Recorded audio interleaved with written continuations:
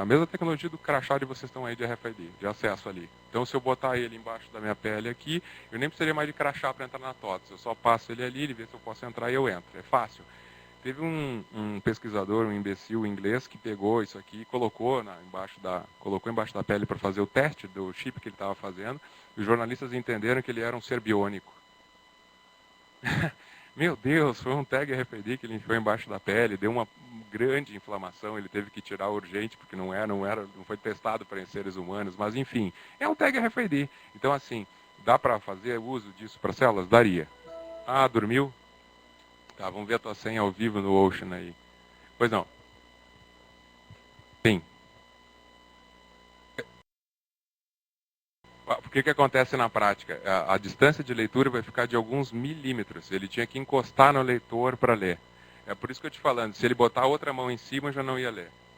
Então, a questão do tag para roubo ou não é, se você quiser, pode ter certeza que não vai ler. Então, eu caminhando aqui assim, e eu não quero que as antenas leiam para saber onde eu estou, eu boto uma segunda mão em cima do meu tag aqui, ninguém vai ler. Se eu quiser ler, esse intradérmico não vai funcionar. Ele vai matar. Se eu virar a mão ao contrário, ele já não vai ler porque eu sou um bom condutor. Então tem várias coisas assim do RFID que são importantes ser utilizadas, saber que na prática pode gerar problemas ou que pode não funcionar se não quiser. Observa isso, que eu vou oferecer para vocês uma visão. Tem os pequenininhos para alguém olhar? Não? Então aqui pode olhar. As conclusões que a gente chega são bem simples. Que realmente é uma tecnologia bastante recente, dizem que ela foi inventada em 1940, na prática a gente viu ela ser viável comercialmente na década de 80, final da década de 80, e ela vem cada vez ficando mais fácil. Um leitor, ele custava, há 5 anos atrás, $12 mil. Hoje a gente já consegue leitores custando na casa de centenas de dólares.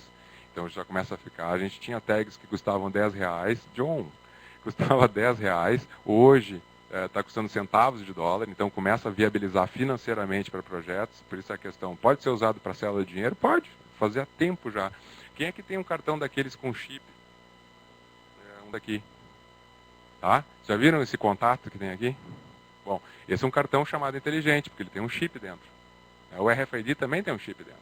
Só que ele é por onda de rádio, ele não precisa de contato. Esse aqui, esse prateadinho que vocês estão vendo ali, um é o positivo, um é o negativo, um é o pino de dados, um é o pino de clock para o processador e o outro é o pino de master reset. Pronto, é isso que tem. Então, quando você põe ele na máquina, você ouve o barulhinho, clac, clac, clac, clac, aquele que está descendo um contato que fornece energia como se fosse uma fonte de energia, o chip liga aqui, você vai ler e trocar alguns dados com o chip interno, todo criptografado, obviamente, mas já copiaram também.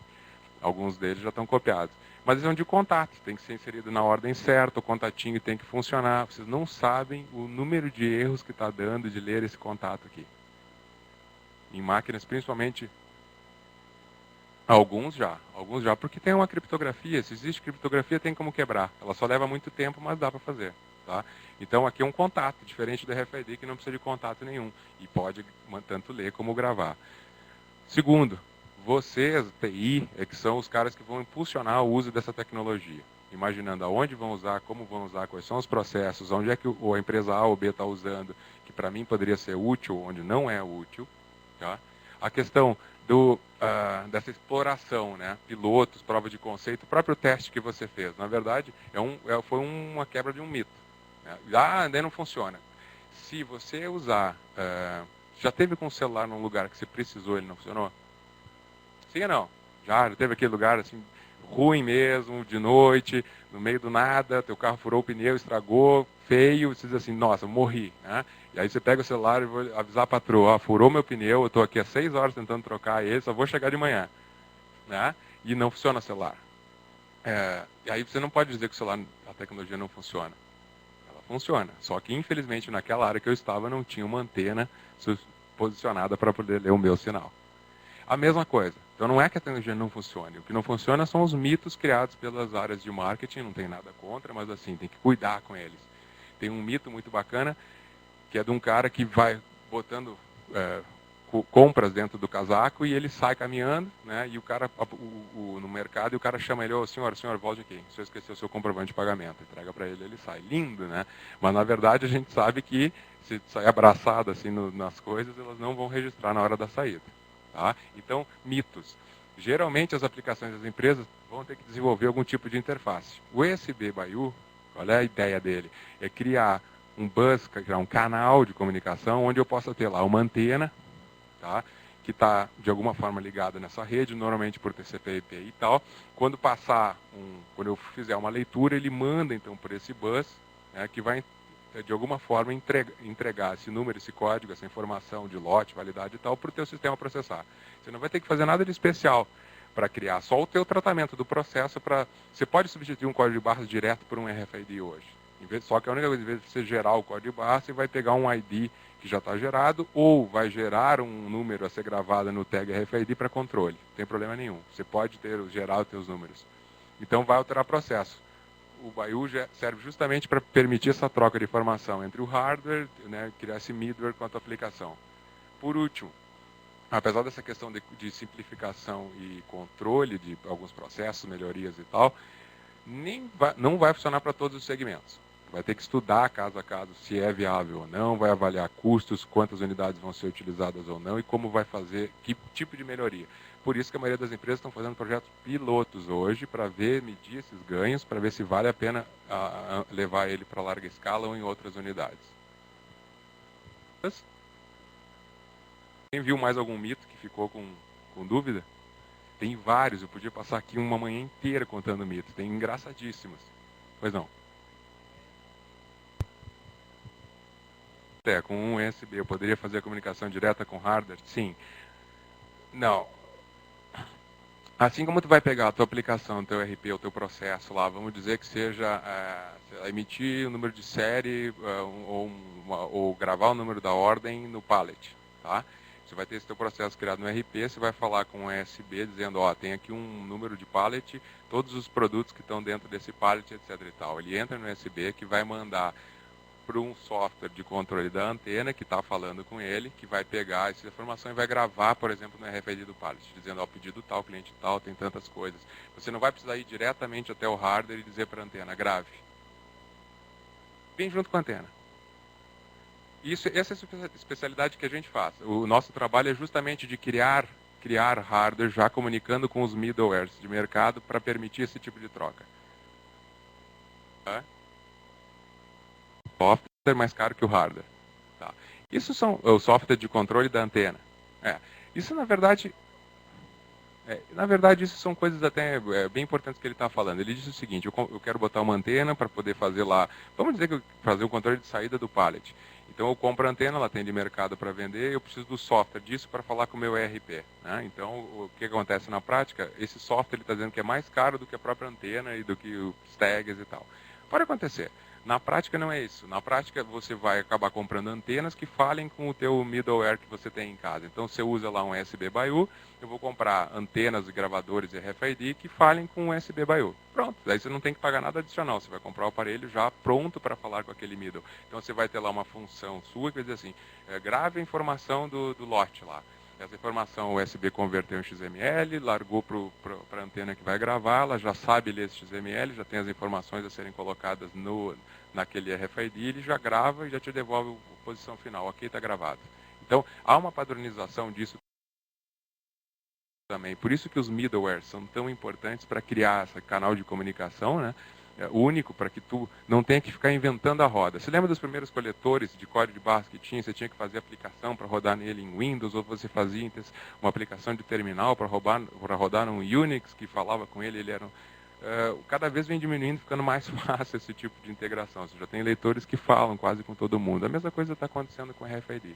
Com a vantagem de você poder ter um leitor RFID gravador já falando rede, inter-CPIP com a tua aplicação sem tu ter que ter nem intervenção humana, nada. Pois não. Mito ou verdade? Mais um. Muito interessante.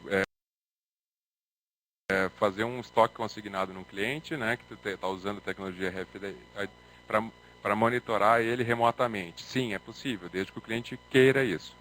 né? Desde que ele não queira burlar essa informação. Seja interesse dele também de tu manter um estoque de reposição ou de etc e tal consignado correto. Sim, é possível. O que se faz na prática? Existem armários, por exemplo, que se projeta com um leitor RFID para controle de algum estoque especial. Então, toda vez que você coloca ou tira algo de lá, ele faz essa monitoração para baixar o teu estoque. De novo, se a pessoa que está tirando não quiser registrar ele, é só tampar ele. Então, se o cara não quiser, pode acontecer, né? Tem várias formas de a gente proteger isso, mas na prática impedir não. Mas sim, é possível. Hoje a gente tem antenas que funcionam via internet, na verdade.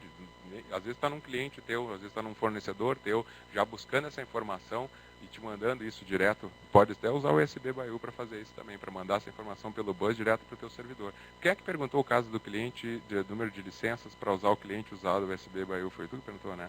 É a mesma coisa, você vai ter um cliente lá, alguma antena, por exemplo, fazendo uma leitura ou gravação de alguma informação, e isso está indo então via internet, pelo USB, entrando no teu RP, sem tu ter que interagir diretamente com isso. Então a resposta é sim, é possível.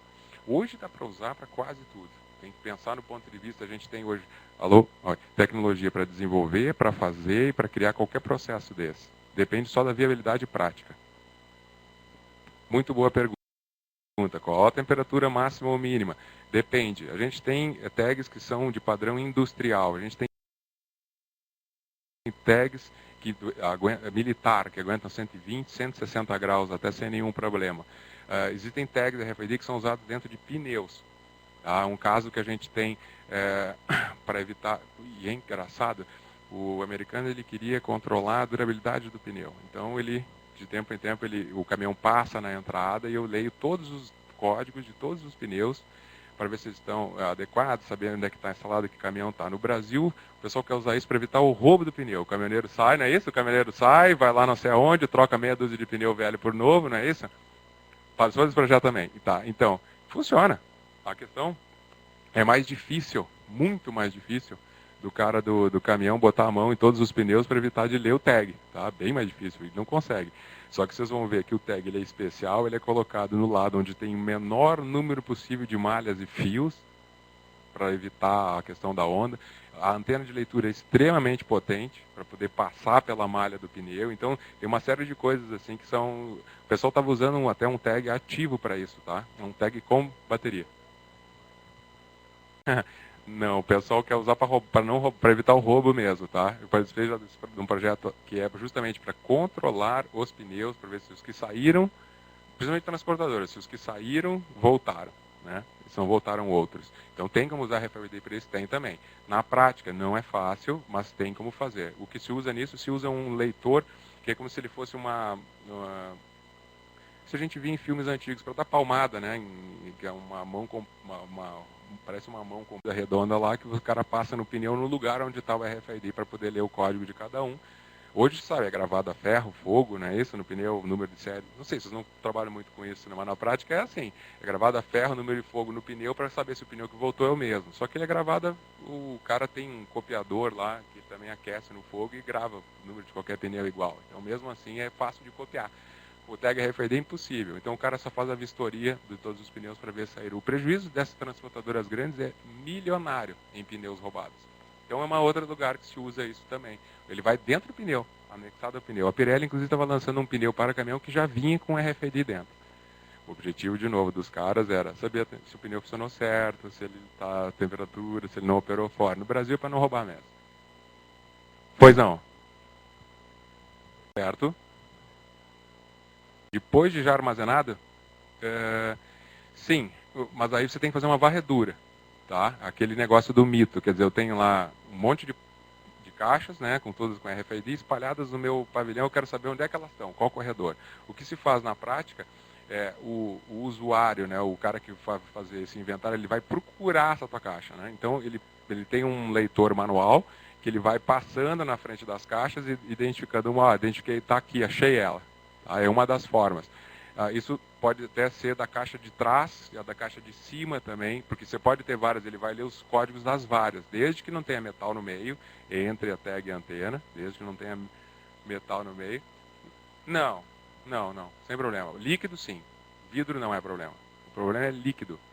O líquido, ele também é um grande absorvedor de onda de rádio, distorce, faz um monte de problema. Então, se você vai estar lendo uma caixa que tem muitos medicamentos dentro e tem um tag RFID, não tem problema. Você vai ler ali tranquilo, se o tag estiver para trás, embaixo, virado de cabeça para baixo, não tem galho nenhum. Pois não? Uma escada grande.